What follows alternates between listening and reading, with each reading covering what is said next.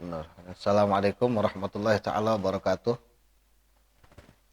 Alhamdulillah salatu wassalamu ala Rasulillah sayyidina Maulana Muhammad bin Abdullah wa ala alihi washabbihi wa ma ba'du.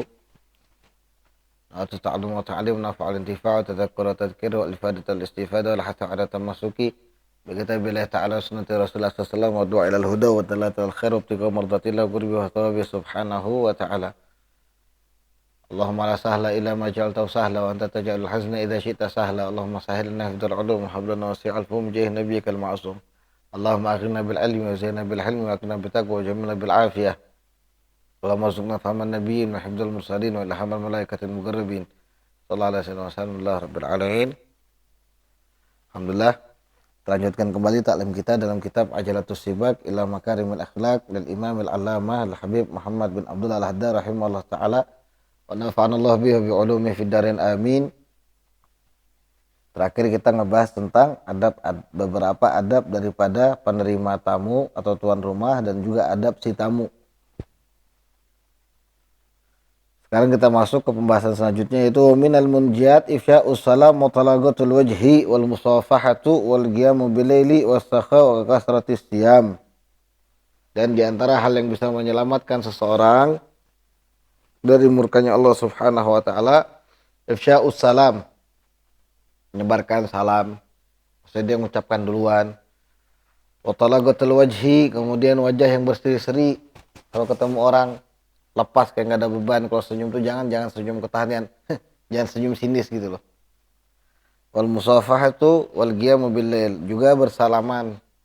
Jadi setiap ketemu antara muslim dengan muslim, muslimah dengan muslimah, bukan muslim dengan muslimah, muslim dengan muslim, muslimah dengan muslimah, itu salaman. Wal qiyamu billail, kemudian bangun malam. Wasakha, juga sifat dermawan. Wa kasratis siyam, dan perbanyak puasa. Ini hal-hal atau amalia-amalia yang juga termasuk bisa menyelamatkan seseorang dari murkanya Allah Subhanahu wa taala. An Jabir radhiyallahu ta'ala anhu qala Rasulullah SAW,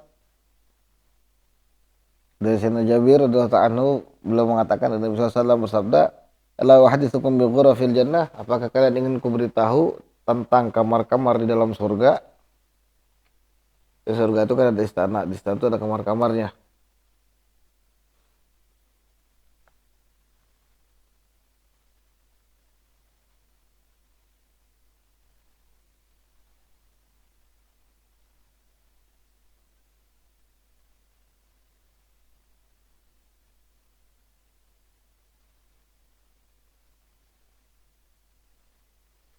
Jadi Nabi SAW, kalian mau dong kasih tahu kamar-kamar dalam surga? Kata sahabat, betul mau ya Rasulullah. Kata Nabi SAW, inna fil jannati ghurafan, dalam surga itu ada kamar-kamar, min asnafil jauhar kulluh, yang mana tembok-temboknya ini semua dari perhiasan-perhiasan begitu bening, yang bagus, yang tembus. Kalau kata musim batu itu di center tembus gitu loh, saking beningnya, saking indahnya, asli ini, bukan masakan gitu.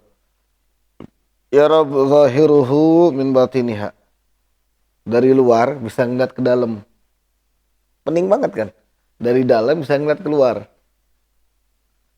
Wafiha, di dalam kamar-kamar tersebut, di ruang-ruangan tersebut kan banyak, itu ada kenikmatan-kenikmatan, kelezatan-kelezatan, kebahagiaan-kebahagiaan. Kata Nabi SAW, Allah persiapkan buat para penghuni surga. Yang mana itu semua mala ainun ra'at, nggak ada satupun mata yang pernah melihat kenikmatan seperti kenikmatan yang di surga. Wala udhunan sami'at, mau dibilang nikmat sebetulnya nggak lebih lagi dari kata nikmat sendiri. Jadi telinga yang kita dengarin cuma mentok di kata nikmat aja, bahagia aja. Di sana jauh-jauh lebih lagi gitu loh. Wala khatra ala qabil bashar, juga nggak pernah terlintas di hati manusia bagaimana model kebahagiaan di dalam surga. Tapi yang jelas Nabi cuma bilang, udah pokoknya intinya bagus banget gitu loh. Ini kelihatan disifatkan sama Nabi SAW. Temboknya dari yakut merah, misalnya. Ada yang dari jamrud, ada yang apa? Ada yang walhasil warna-warni, ada yang kuning. Ya tergantung batu-batu mulia yang Allah siapkan. Wah, sahabat kan, ajib. Segitunya ya Allah kamar kamu di surga. Iya kata Nabi SAW. Habis sahabat tanya, ya Rasul di mana hadir ghuraf? Katanya sahabat, siapa kamar-kamar yang begitu indah, begitu nikmat seperti ini nih. Ini pasti amaliyahnya nggak sedikit kata sahabat. Gak kata Nabi SAW, liman afsyas salam, bagi orang yang uh, memulai ucapan itu dengan salam dulu. Wa at'amat ta'am, dan ngasih makan. Wa ada masyam, kemudian dia menjaga continue dalam berpuasa sunnah. Wa shalla billail wan nas niyam, dan dia bangun di malam hari untuk sholat, sedangkan orang-orang pada tidur nyenyak. Kalau kata sahabat, qulna ya Rasulullah man yutik dzalik. Kata sahabat, ya Rasulullah siapa yang mampu mengerjakan itu? Kalau dipikir-pikir kan kayaknya susah banget.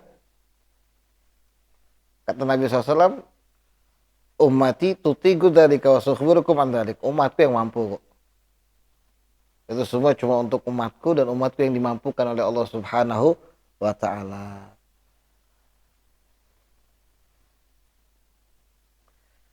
Kemudian tadi Nabi SAW wa sukhbirukum an dzalik, aku akan kasih tahu kepada kalian tentang itu semua. Yang pertama ifsya'us salam, kata Nabi SAW. Apa itu ifsya'us salam? Man laqiya akahu fasallama alaihi aw radda alaihi faqad afsyas salam. Jadi ifsya'us salam ini, menyebarluaskan salam ini bukan berarti dia duluan yang memulai. Dia menjawab pun termasuk orang yang ifsya'us salam, menyebarkan salam. Kata Nabi SAW, barang siapa yang bertemu saudaranya muslim kemudian diucapkan salam atau dia menjawab salamnya, maka dia telah menyebarkan salam. Paham? Dan yang kedua, man at'ama ahlahu wa iyalahu min at-ta'am hatta yushbi'ahum faqad at'ama at-ta'am. Kemudian orang yang ngasih makan keluarganya sampai kenyang, itu sama aja dia sudah memiliki sifat dermawan, sudah ngasih makan. Jadi nggak usah kamu bayangkan terlalu luas at'ama at-ta'am itu untuk seluruh manusia, tidak, atau satu kampung, tidak, tapi di keluargamu dulu. Maksudnya Nabi SAW, biar tidak memberatkan. Wa man shoma Ramadan aw min kulli syahrin salasata ayyam faqad ada musyam. Kalau memang tidak bisa dia puasa mudawamah continue, maka Nabi SAW mengatakan yang berpuasa di bulan Ramadan dan setiap bulannya 3 hari. Maka itu dihitung sama Allah orang yang ada musyam continue dalam berpuasa. Jadi Ramadan, bisa lepas Ramadan, di bulan Syawal dia puasa 3 hari, di bulan Dzulqa'dah dia puasa 3 hari, di bulan Dzulhijjah dia puasa 3 hari, di bulan Muharram dia puasa 3 hari, dan seterusnya sampai Ramadan lagi. Jadi dari 3 sebulan penuh gitu loh. 3. Makanya ini semua termasuk orang yang continue atau tidak putus puasanya. Man shalal isya al-akhirah wa shalal ghadah asuba fi jama'atin faqad shalla bil lail wan nasu niyam. Kemudian orang yang salat isya dan salat subuhnya berjamaah, ini dihitung sama Allah orang yang sudah bangun malam. Jadi minimal itu, dia nggak bisa bangun tahajud nih.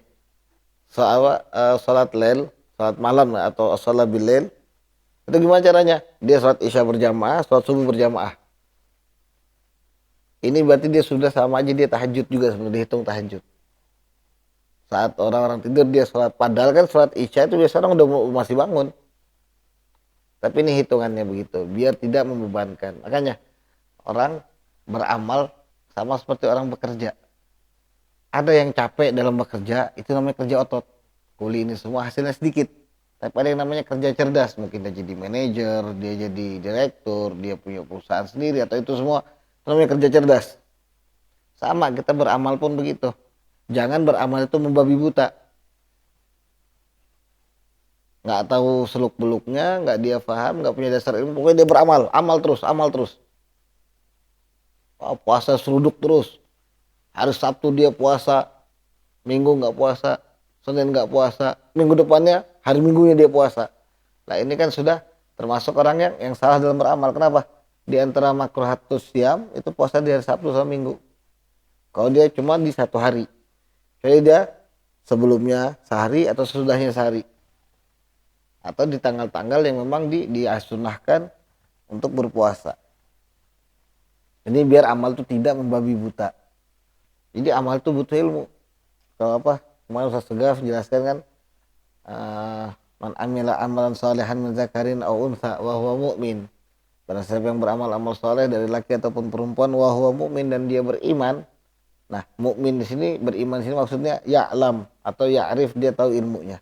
Kan itu yang kita pahami kemarin dari penjelasan Ustaz Tegaf yang kita lihat sama-sama.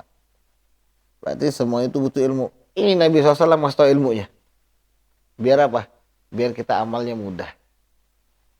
Makanya kalau dilihat-lihat orang yang punya ilmu itu dia punya amal jauh lebih baik daripada orang yang rajin ibadah. Orang yang punya ilmu bisa jadi 2 rakaatnya dia lebih baik daripada ahli ibadah. Nah ini bukan sombong, berarti gini loh.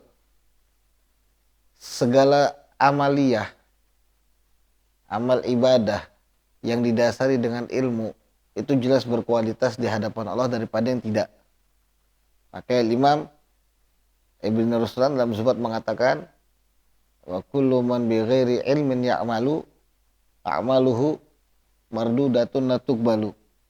Semua yang beramal tanpa ilmu, amalnya ditolak sama Allah Subhanahu wa taala. Paling enggak dia belajar dan terus belajar. Bukan berarti dia enggak harus beramal, yang berarti dia harus belajar gitu loh biar dia amalnya diterima. Jangan, wah berarti saya ini bodoh, saya enggak ngerti agama, saya enggak pernah belajar, berarti saya enggak usah beramal. Salah paham kamu. Maksudnya kamu harusnya sambil belajar, sambil beramal. Bukan berarti kamu meninggalkan amalnya. Itu. Yani bin Yam al-Yahud wa Nasara wal Majus wa man taba'ahum. Wa qala sallallahu dubba ilaikum da'ul umami qablakum al-hasadu wal baghdha hiya al-haligatu al-haligadin la haligatu syair. Walladhi nafsu Muhammadin biyadihi la tadkhul jannah hatta tu'minu wa la tu'minu hatta tahabbu. Afalau nabiyukum bi syai'in idza fa'altumuh tahabbtum afshus salam bainakum. Kata Nabi SAW, penyakit kalian itu sama seperti penyakit umat-umat terdahulu. Apa itu? Al-hasadu wal baghdha. Saling iri sama saling membenci. Gak bisa ngeliat orang ini lebih maju, gak bisa ngeliat orang ini lebih baik. Akhirnya apa? Hiyal halikah. Dia yang tukang cukur orang-orang yang begini nih. Maksudnya gimana? Nyukur rambut lah, bukan Nabi. Haligatuddin, dia yang tukang cukur agama. Ya tadi ya yu'minu nabi ba'din wa yakfur bi ba'd. Dia beriman sama satu ayat, dia benci sama satu ayat. Atau dia kufur sama ayat yang lainnya. Dia enggak mau terima semuanya. Dan demi Allah kata Nabi SAW, kalian semua tidak akan masuk surga kecuali sampai kalian betul-betul beriman. Kata Nabi SAW. Wala tu'minu hatta tahabbu. Dan kalian tidak akan sempurna iman kalian kecuali kalian saling mencintai. Kata Rasulullah SAW, la yu'minu ahadukum hatta yuhibba li akhihi ma yuhibbu li nafsihi.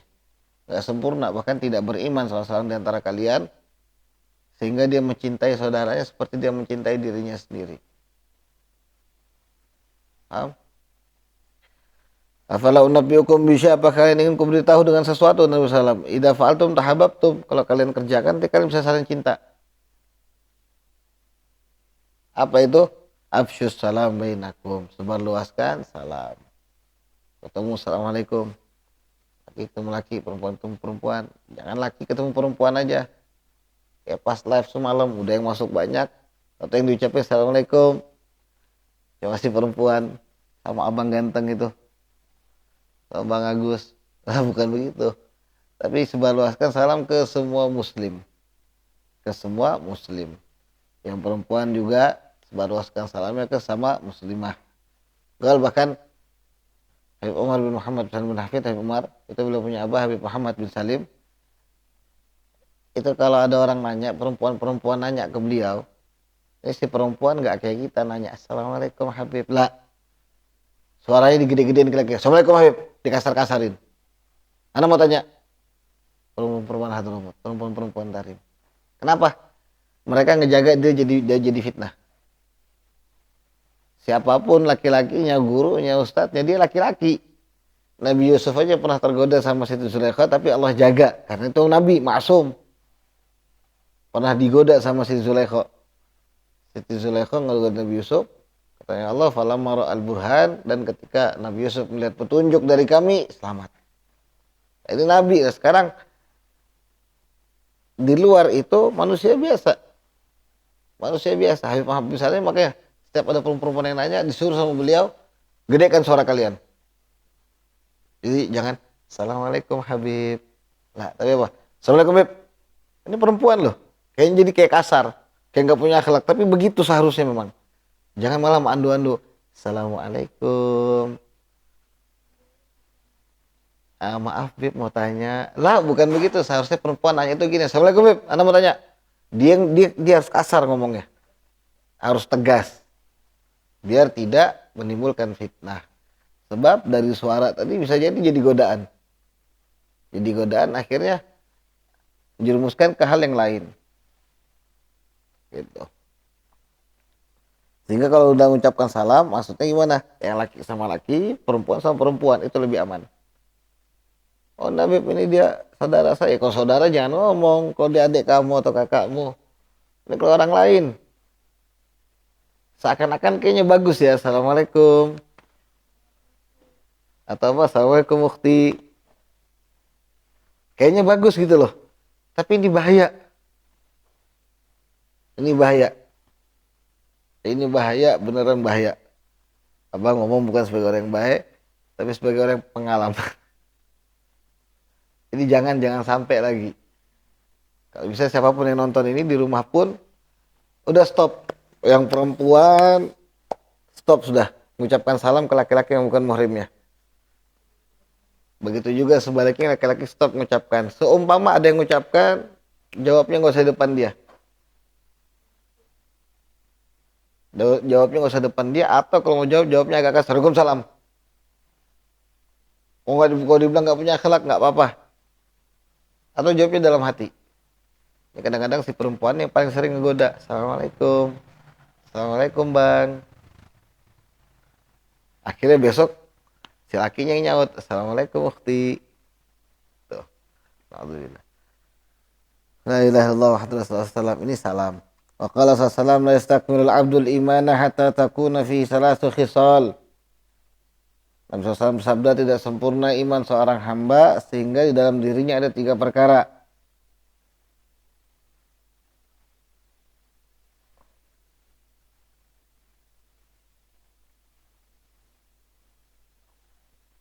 Yang pertama, dia menyedekahkan atau rajin mengeluarkan hartanya. Maksudnya punya sifat dermawan. Paham dong? Dia punya sifat dermawan. Jadi kedermawanan itu penting. Tadi Nabi SAW bilang kan, at'am ta'am. Paling tidak dia ngasih makan atau ngasih air putih aja.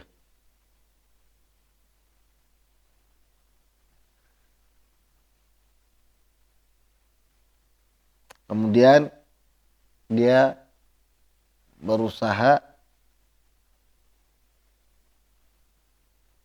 menekan hawa nafsunya. Usaha mati-matian tuh nggak ada ujungnya. Dia lawan terus-terusan sampai hawa nafsunya dia tunduk kepada apa-apa yang dibawa Nabi Muhammad SAW. Dan kata Nabi SAW, la yu'minu ahadukum hatta yakuna hawa taba'an lima ji'tu bih. Tidak sempurna iman salah seorang di antara kalian sehingga hawa nafsunya dia mengikuti apa yang aku bawa, kata Nabi SAW, baik dari ajaran, akhlak, kebaikan dan sebagainya. Dan yang ketiga, wabadlus salam, menyebarluaskan salam.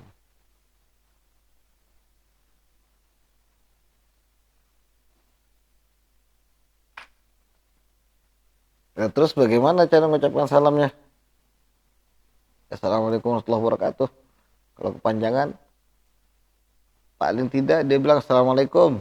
Dah, itu paling tidak. Paling tidak itu.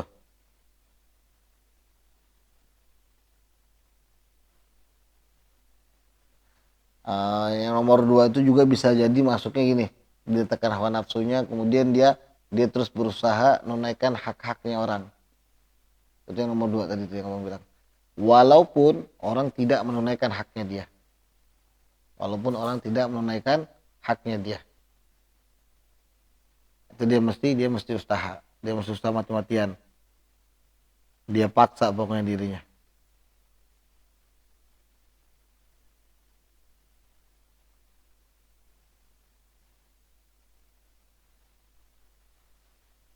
Kayak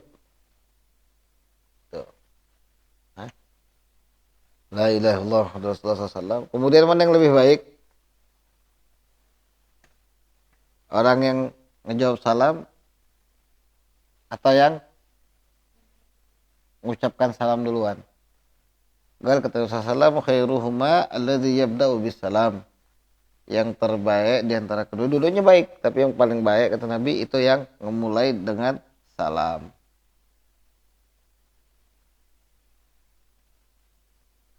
Tanya, kalau yang terbaik paling dah setiap kita ini di hati ini, saya mau keluar nih, saya pasti bakal ketemu muslim yang lain. Kenal, tidak kenal.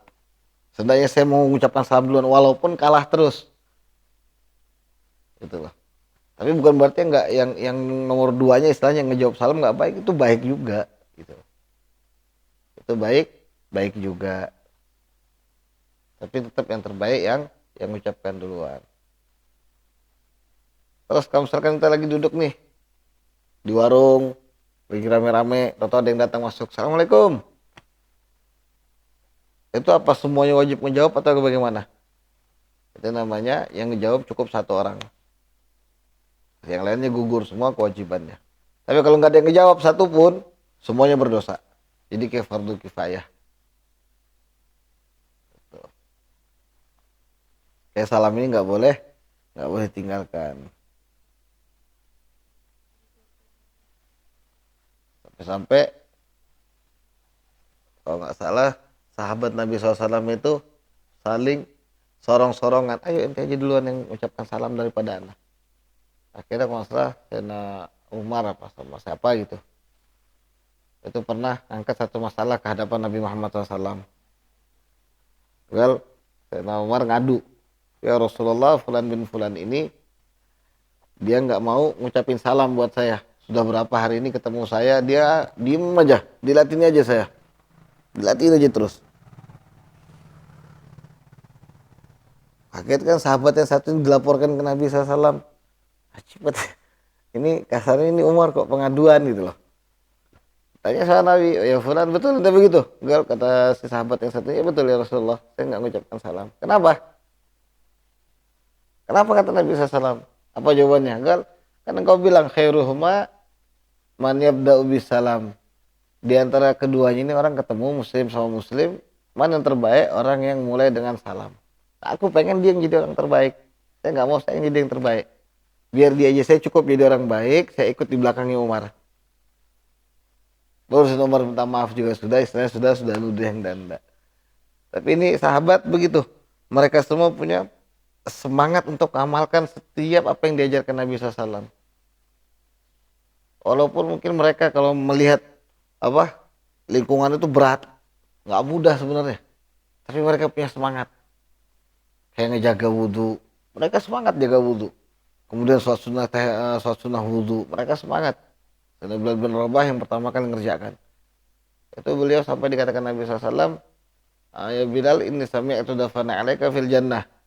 Wahai Bilal, aku dengar suara sendalmu udah di surga. Sendalnya Sayyidina Bilal sudah ada di surga. Apa kebiasaannya? Setiap habis wudhu beliau sholat 2 rakaat. Setiap habis wudhu beliau sholat 2 rakaat dan Nabi SAW tidak pernah mengerjakan itu. Itu sunnahnya Sayyidina Bilal bin Rabah. Kalau kita kerjakan, dapat sunnah. Kan sunnah itu apa yang diucapkan Nabi, diperbuat Nabi, disetujui Nabi dan para sahabat. Itu sunnah. Pakai puasa Daud, Nabi nggak pernah puasa Daud. Tapi itu sunnah. Sahabat ngedengar hal-hal kebaikan itu semangatnya tinggi. Semangatnya tinggi. Mau mereka yang sudah tua atau mereka yang masih anak-anak. Seakan-akan mereka itu benar-benar berlomba-lomba untuk ngejar rahmatnya Allah. Makanya Allah katakan fastabiqul khairat, maka berlomba-lomba kalian ngejar kebaikan. Akhirnya mereka semua balapan. Wah, macam-macam. Kalau kita perhatikan cerita-cerita sahabat itu sampai ada yang cuma nunggu aja deh, cuma nunggu saudaranya lewat dia mulai salam, assalamualaikum, udah gitu doang. Ada juga yang mengharapkan saudaranya yang mengucapkan salam ke dia karena didoakan, assalamualaikum warahmatullahi wabarakatuh. Itu doa. Salam sejahtera bagimu juga rahmat dan keberkahan dari Allah untukmu. Itu doa. Jadi dia nunggu aja didoakan, baru nanti dia doakan kembali. Dan seterusnya dan seterusnya. Nah, sekarang kita dengan zaman yang maju, fasilitas yang banyak, kenapa nggak bisa? Terus Beb, gimana hukumnya kalau kita diucapkan salam di WhatsApp misalkan, wajib dijawab nggak? Kan itu biasanya pertanyaan juga. Well, Anas sih pernah ngedengar satu orang ngejelaskin satu ayat tentang salam, idza hayyitum bi tahiyatin. Kalau kalian diucapkan satu ucapan selamat, maksudnya diucapkan salam, faruddu bi ahsana minha, balas dengan yang lebih baik, aurudduha, atau balas yang sama. Jadi gimana maksudnya? Kalau dia mengucapkan salamnya lewat WhatsApp, ya balasnya lewat WhatsApp, lewat pesan aja gitu loh. Gak usah pusing. Dia tulis assalamualaikum warahmatullahi wabarakatuh, jawab aja waalaikumsalam warahmatullahi wabarakatuh. Kalau dia kirim voice note, assalamualaikum, balas juga pakai voice note.